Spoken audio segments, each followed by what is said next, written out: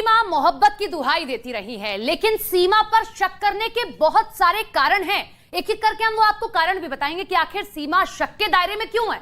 जांच एजेंसियों का दावा है कि सीमा ने अब तक की पूछताछ में जो भी जानकारी दी है वो जांच में सही साबित नहीं हुई है। सीमा पर फर्जी और गलत जानकारी देने का आरोप है। हम आपको सिलसिलेवार तरीके से बताते हैं दरअसल क्यों सीमा शक के घेरे में है। हर सर्टिफिकेट में उम्र अलग अलग है, जितने सर्टिफिकेट दिखा रही हैं उन सब में उम्र अलग अलग दिख रही है सीमा हैदर की। और इसके अलावा मोबाइल का डेटा भी डिलीट किया गया है। सीमा हैदर के मोबाइल और सोशल मीडिया का डेटा भी अलग अलग पाया गया है और कुछ डेटा को डिलीट भी कर दिया गया है। सीमा का एक मोबाइल फोन टूटा हुआ मिला है। ये कौन सा मोबाइल फोन है, कहां इस्तेमाल हुआ, टूटा कैसे, ये बड़ा सवाल। और देखिए कई सवाल इसलिए भी है कि पाकिस्तानी सेना से कनेक्शन होने का शक भी गहराता जा रहा है। सीमा हैदर का पाकिस्तानी सेना से कनेक्शन है, ऐसी बातें भी सामने आ चुकी हैं। जांच एजेंसियों को शक है कि पूछताछ में सीमा ने जो नेपाल का रूट बताया, जो तारीख बताई, वो गलत बताई जा रही है। यानी कि पूछताछ में लगातार गुमराह करने की कोशिश है और इसीलिए लगातार सीमा पर जो शक है एटीएस का वो गहरा रहा है। और अब सीमा हैदर से जुड़ी इस वक्त की 10 बड़ी खबरें आपको दिखाते हैं। सीमा हैदर केस में आईएसआई एंगल को लेकर जांच शुरू। खुफिया एजेंसियों को सीमा हैदर के नेपाल रूट से भारत आने को लेकर संदेह। सीमा हैदर के कोड वर्ड्स को डिकोड करेगी यूपी एटीएस। एटीएस की पूछताछ के बाद सीमा हैदर पर गहराया शक। एटीएस का दावा सीमा हैदर ने किया था फूफी और फल कोड वर्ड का यूज। आईएसआई जानकारी के लिए फूफी और रुपये के लिए करता है फल कोड का इस्तेमाल। यूपी एटीएस की पूछताछ में बड़ा पर्दाफाश हुआ है। भारत आने से पहले सीमा हैदर ने सेना के कुछ जवानों को भी भेजी थी फ्रेंड रिक्वेस्ट। पाकिस्तान से ग्रेटर नोएडा तक पहुंचने में कौन था सीमा हैदर का मददगार। एटीएस की पूछताछ में सीमा नहीं दे पाई इस सवाल का सही जवाब। सीमा हैदर और सचिन के करीबियों के बैंक खातों को खंगालने में जुटी यूपी एटीएस। पिछले कुछ महीनों के ट्रांजैक्शन की जुटाई जा रही है जानकारी। कल शाम 8:30 बजे तक सीमा और सचिन से एटीएस ने की पूछताछ के बाद सुरक्षा कारणों के चलते सीमा और सचिन को सेफ हाउस में किया गया शिफ्ट। केंद्रीय एजेंसी की जांच में 13 मई को सीमा का नेपाल बॉर्डर पार करने का दावा फेल। सुनौली सेक्टर और सीतामढ़ी सेक्टर में थर्ड नेशन सिटीजन की कोई जानकारी नहीं।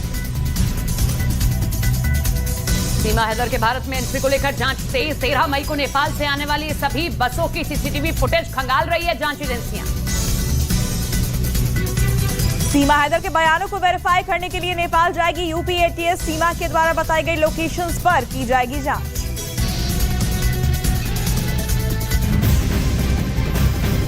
तो सीमा हैदर से लगातार पूछताछ चल रही है। 2 दिन तक लगातार सीमा हैदर से पूछताछ हुई और बताया जा रहा है कि 15 घंटे से ज्यादा यूपी एटीएस ने सीमा हैदर से पूछताछ की और इस पूछताछ में तमाम ऐसे सवालात थे जो सीमा हैदर से पूछे गए और उसके जवाब भी सीमा हैदर की ओर से दिए गए। लेकिन जो जवाब सीमा हैदर की ओर से दिए जा रहे थे यूपी एटीएस उससे संतुष्ट नजर नहीं आ रही थी। जांच एजेंसियों के गले से वो तमाम जो बातें सीमा हैदर की ओर से कही गई वो नहीं उतर रही थी और इसीलिए जांच एजेंसी फिर से उससे पूछताछ करेगी, ऐसी जानकारी निकलकर सामने आ रही है। लेकिन 2 दिन तक तो पुलिस स्टेशन में पूछताछ होती रही क्योंकि सीमा हैदर एक तरीके से कहा जाता है कि दुश्मन देश से आई है, पाकिस्तान से आई है। बहुत लोग उसे दुश्मन देश मानते हैं। ऐसे में उनकी सुरक्षा को लेकर तमाम सवालात थे क्योंकि जासूसी का एक एंगल सामने आ रहा था और ऐसे में लोगों की भावनाएं आहत हो सकती थी, लोगों की भावनाएं भड़क सकती थी। इसी के मद्देनजर 2 दिन तो यूपी एटीएस ने थाने में पूछताछ की, लेकिन उसके बाद उन्हें सेफ हाउस में रख दिया गया है। कहां रखा गया है इस बारे में कोई जानकारी नहीं है, लेकिन एक बात तो तय है, ये पूछताछ का जो सिलसिला है वो आगे भी जारी रहेगा जब तक तमाम सवालात जो हैं उनके जवाब नहीं मिल जाते। सीमा हैदर को लेकर कई तरह की बातें सामने आ रही हैं। इसके साथ ही सीमा हैदर के नेपाल रूट पर भी कई तरह के सवाल खड़े हो रहे हैं। सुरक्षा एजेंसियों का आरोप है कि पूछताछ में सीमा हैदर ने अपने नेपाल में होने की सही जानकारी नहीं दी है। दावा किया जा रहा है कि सीमा हैदर काठमांडू के 2 होटल में अपने बच्चों के साथ रुकी हुई थी। सीमा ने 13 मई को भारत में दाखिल होने की बात कही है, लेकिन अभी तक की जांच में ऐसा कोई भी सबूत नहीं मिला है। सीमा दावा यह भी करती है कि जांच के लिए भारत नेपाल बॉर्डर पर जो सीसीटीवी लगे हैं उनकी जांच की जाएगी। जो जांच एजेंसियां हैं उनके दावों को खंगालेगी। और इसके साथ ही 13 मई को भारत नेपाल बॉर्डर से गुजरने वाली सभी बसों की भी जांच की गई है। तो देखिए, यूपी एटीएस लगातार सवाल कर रही है और सवाल इसलिए कर रही है कि जवाब जो यूपी एटीएस को मिल रहे हैं वो काफी नहीं है। और फिलहाल हम सचिन के चाची के घर में मौजूद हैं, जिन्होंने साफ तौर पर बात करने से इनकार कर दिया, ये कहते हुए कि हम बहुत डरते हैं, हमें कुछ नहीं मालूम है। देखिए, सीमा हैदर यहाँ पर काफी दिनों तक रही, लेकिन ऐसा कैसे हो सकता है कि बगल में, ठीक बगल वाला जो घर है चाची, जो कि तमाम रस्मों रिवाजों में शामिल दिखाई दी थी, वो अब मना कर रही हैं। और डर इस बात का है कि कहीं ऐसा ना हो कि सीमा मामले में उनका परिवार भी फंसता नजर आए। लेकिन सीमा हैदर जिस तरह के बयान दे रही है वो गले से उतरते हुए दिखाई नहीं दे रहे, क्योंकि रटा रटा मोहब्बत वाला जो बयान वो दे रही है, दरअसल वो ही शक पैदा करता है। और उसके बाद उसके तमाम सबूतों को मिटाना, तमाम पासपोर्ट्स का मिलना, और उसके बाद कई सिम कार्ड्स का मिलना, मोबाइल्स का मिलना, वो सिम कार्ड कहाँ का है, किसके नाम से इशू कराया गया है, ये तमाम सवाल हैं जो कि यूपी एटीएस आगे भी पूछेगी।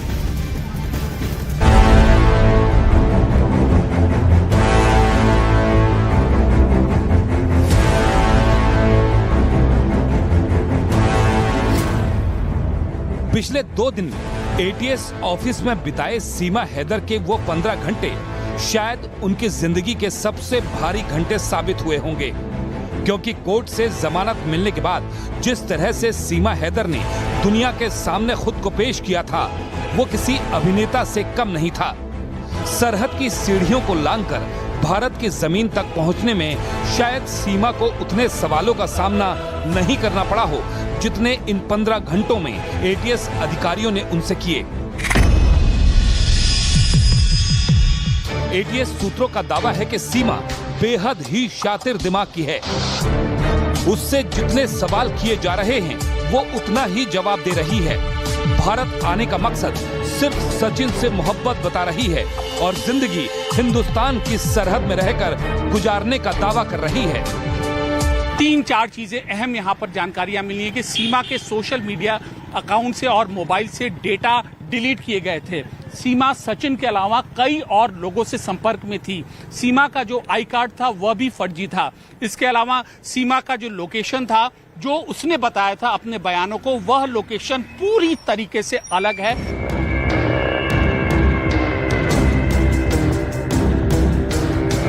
सीमा के पाकिस्तान से दुबई जाने, दुबई से नेपाल जाने और फिर नेपाल से भारत की सरहद में घुसने तक के रोड मैप को एटीएस अधिकारी सीमा के मुंह से सुनना चाहते हैं। इसलिए सीमा की जितनी बार एटीएस के सामने हाजिरी लग रही है, उतनी बार वही सवाल दोहराए जा रहे हैं और सीमा के दोनों सवालों के बीच असमानता ढूंढी जा रही है। सीमा को लेकर कई सवाल संदेह पैदा करने वाले हैं, जिनका जवाब तलाशना जरूरी है। सवाल, सीमा ने चैट क्यों डिलीट की? सीमा ने सचिन की मोहब्बत में सरहद पार की, भारत के लोगों के साथ घुल मिल जाने के लिए हिंदी सीखी, परिवार के करीब आने के लिए उनकी दिन रात खिदमत की, ये समझ आता है। लेकिन सवाल है, क्या आखिर पाकिस्तान से आते ही उसने अपनी चैट क्यों डिलीट कर दी? पुराने मैसेज क्यों डिलीट कर दिए? आखिर उस चैट में ऐसा क्या था जिसे वो सचिन से छिपाना चाहती थी, परिवार को नहीं दिखाना चाहती थी और उस राज को खुद में ही रखना चाहती थी? सवाल, मोबाइल डेटा क्यों डिलीट किया?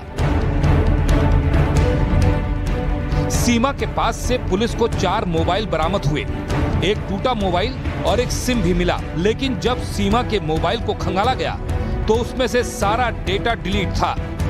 किसी भी तरह की कोई फोटो या जानकारी नहीं थी, जिसे रिकवर करने के लिए जांच एजेंसियां कोशिश कर रही हैं। सवाल, नेपाल में एसएसबी को कैसे चकमा दिया? भारत नेपाल की सरहद पर सशस्त्र सुरक्षा बल की टुकड़ी तैनात है, जो हर आने जाने वालों पर नजर रखती है। ऐसे में सवाल है कि आखिर सीमा हैदर एसएसबी को चकमा देकर हिंदुस्तान की सरहद में कैसे दाखिल हो गई? कहीं ऐसा तो नहीं कि किसी तीसरे की मदद से सीमा को सरहद पार कराई गई हो? सवाल, सीमा का दुबई कनेक्शन। भारत आने से पहले सीमा हैदर ने पाकिस्तान से दुबई जाने की बात कही है। ऐसे में एजेंसियों के सामने एक बहुत बड़ा सवाल है, क्या आखिर सीमा हैदर दुबई में किससे मिली, किसके जरिए नेपाल की सीमा तक पहुंची और किसने उसकी दुबई जैसे बड़े शहर में रहने में मदद की।